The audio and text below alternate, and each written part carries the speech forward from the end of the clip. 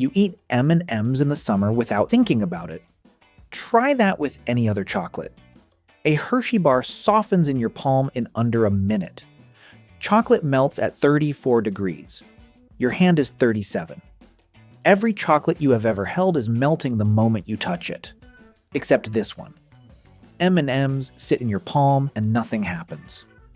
That thin shell, the one you crack between your teeth without a thought, was engineered in 1941 for soldiers who needed chocolate where the heat never dropped below body temperature. Every M&M made during the war went exclusively to the military. And the two letters on every shell, they stand for two men. One of them has not owned a share since 1949. Forrest Mars Sr. had a falling out with his father, the founder of the Mars Candy Company, and left for England in 1932.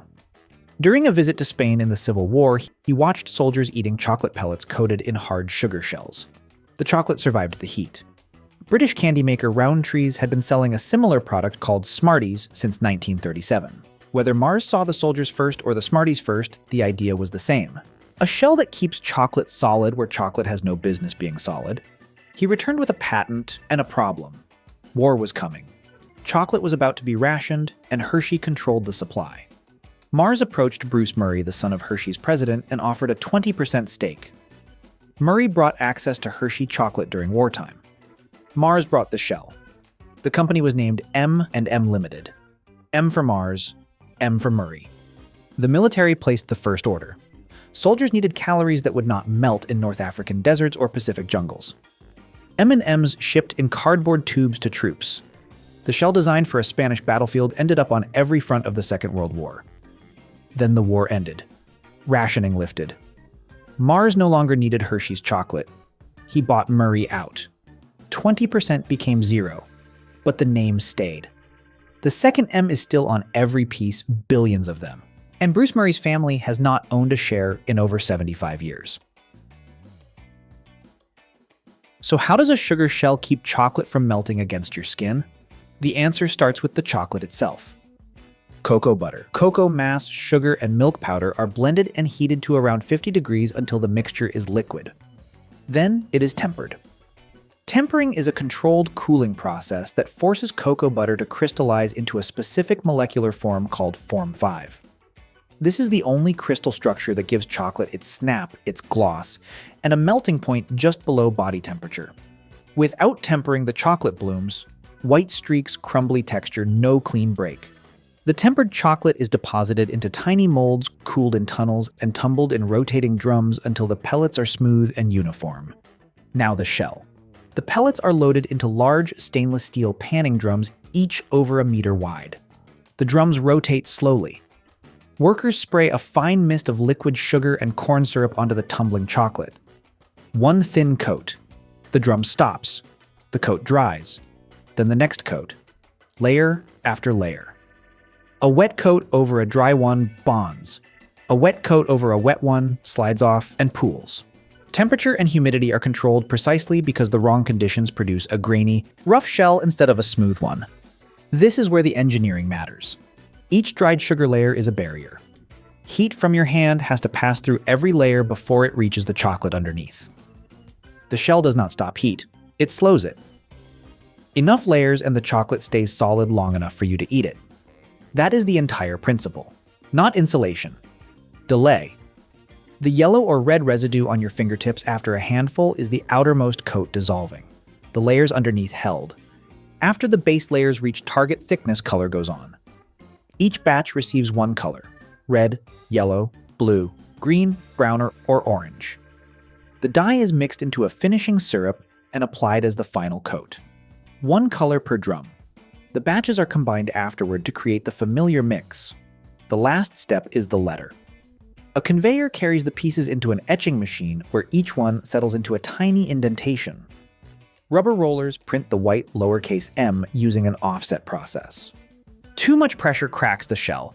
Too little and the letter smears. The machine prints 2.6 million pieces per hour.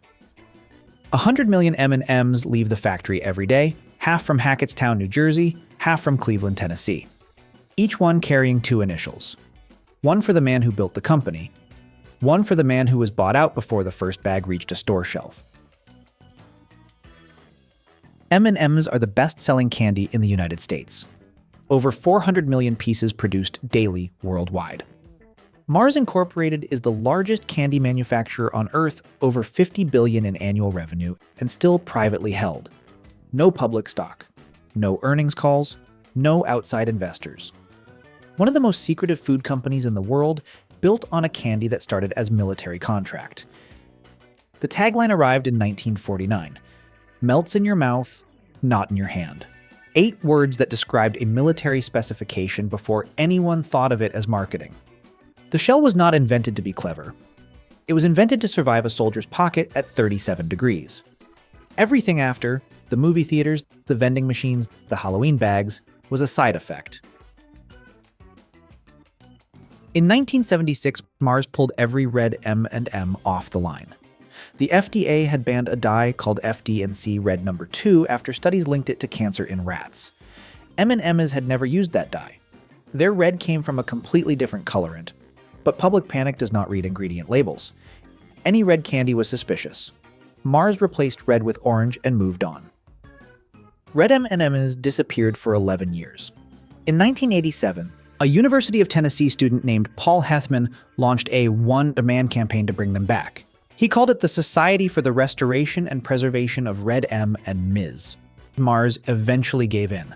The candy that never contained the dangerous dye spent over a decade paying for someone else's chemistry. A shell built to protect chocolate from heat could not protect itself from fear. That crunch. You know it before you think about it. The shell gives way, and the chocolate underneath is already softening against your tongue. 2 textures in less than a second. One engineered in a factory, the other engineered by cocoa trees over millions of years. They meet in your mouth and both disappear. The colors were never together until you opened the bag. Each one was panned in a separate drum. Reds never touched blues. They met for the first time inside the package. The ratio is not random. 24% blue, 20% orange, 16 green, 14 yellow, 13 red, 13 brown. Mars tested preferences across demographics before settling on a mix that looks bright in every handful without one color dominating. A soldier in 1943 reached into a cardboard tube in a jungle and pulled out the same candy your kid pulls from a bag on a summer afternoon. Same shell, same letters, same problem solved. 80 years apart. And the only thing that changed is who is holding it. 2 letters, a shell thinner than a fingernail, and a candy that went from field rations to the best-selling sweet on Earth. That is the process. We reveal how things actually work one story at a time. If there is something you would like us to explore next, let us know. Until then, trust the process.